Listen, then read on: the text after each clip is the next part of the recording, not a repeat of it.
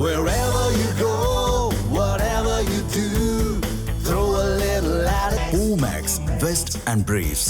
40 ஆண்டுகளுக்கு பிறகு நியூசிலாந்துக்கு சென்ற முதல் இந்திய பிரதமர் என்ற பெருமையை பெற்றுள்ள பிரதமர் மோடிக்கு நியூசிலாந்தில் மாவோரி பழங்குடியினரின் பாரம்பரிய அகா நடனத்துடன் சிறப்பான வரவேற்பு வழங்கப்பட்டது.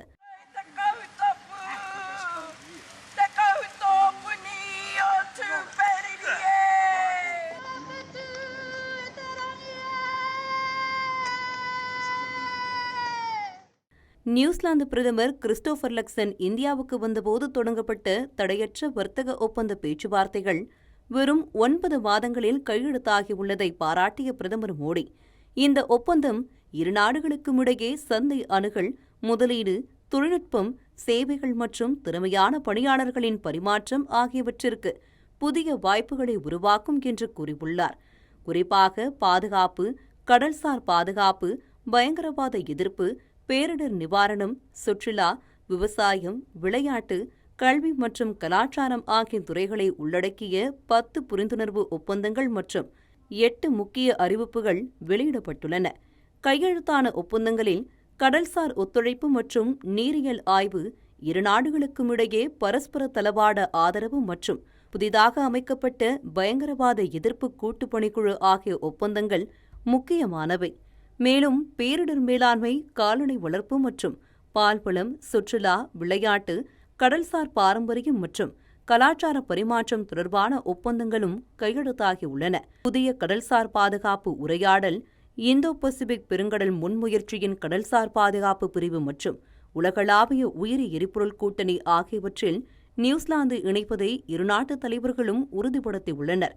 கிவி பழத்திற்கான செயல் திட்டம் மற்றும் நாகாலாந்து மற்றும் உத்தராகண்ட் ஆகிய மாநிலங்களில் கிவி பழத்திற்கான 2 புதிய சிறப்பு மையங்கள் அமைப்பதற்கான அறிவிப்புகளும், அண்டார்டிகா ஆராய்ச்சி மற்றும் உணவு தொழில்நுட்பக் கல்லூரி குறித்து புதிய ஒத்துழைப்பு முயற்சிகளும் அறிவிக்கப்பட்டுள்ளன.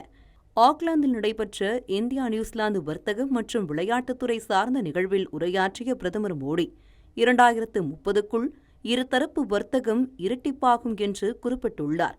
மேலும் அடுத்த 15 ஆண்டுகளில் 20 பில்லியன் அமெரிக்க டாலர்களை இந்தியாவில் முதலீடு செய்ய நியூசிலாந்து ஏற்கனவே உறுதியளித்துள்ளதாக தெரிவித்துள்ள பிரதமர் மோடி, இது வெறும் முதலீடு மட்டுமல்ல, இந்தியாவின் வளர்ச்சிப் பயணத்தின் நியூசிலாந்தும் ஒரு பகுதியாக இருப்பதற்கான உறுதிப்பாடு என்றும் கூறியுள்ளார்.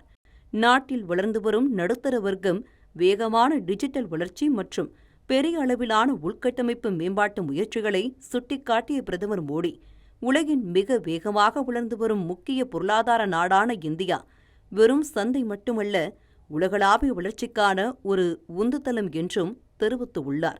ஸ்மார்ட் சிட்டிஸ் மிஷன் திட்டத்தின் கீழ் 100 நகரங்களில் 8000க்கும் மேற்பட்ட திட்டங்கள் செயல்படுத்தப்பட்டு வருவதை குறிப்பிட்ட பிரதமர் மோடி, நகர்ப்புற போக்குவரத்து, நீர் மற்றும் கழிவு மேலாண்மை ஆகியவற்றில் ஒத்துழைப்புடன் செயல்பட நியூசிலாந்து வர்த்தக தலைவர்களுக்கு அழைப்பு விடுத்துள்ளார்.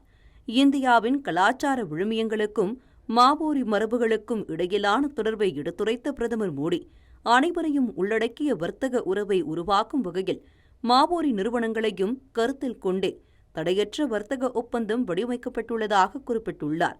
ஒரு வரலாற்று சிறப்புமிக்க தருணமாக இருதரப்பு உறவுகளுக்கும் புதிய உத்வேகத்தையும் புதிய ஆற்றலையும் பிரதமர் மோடியின் நியூசிலாந்து பயணம் கொடுத்துள்ளது.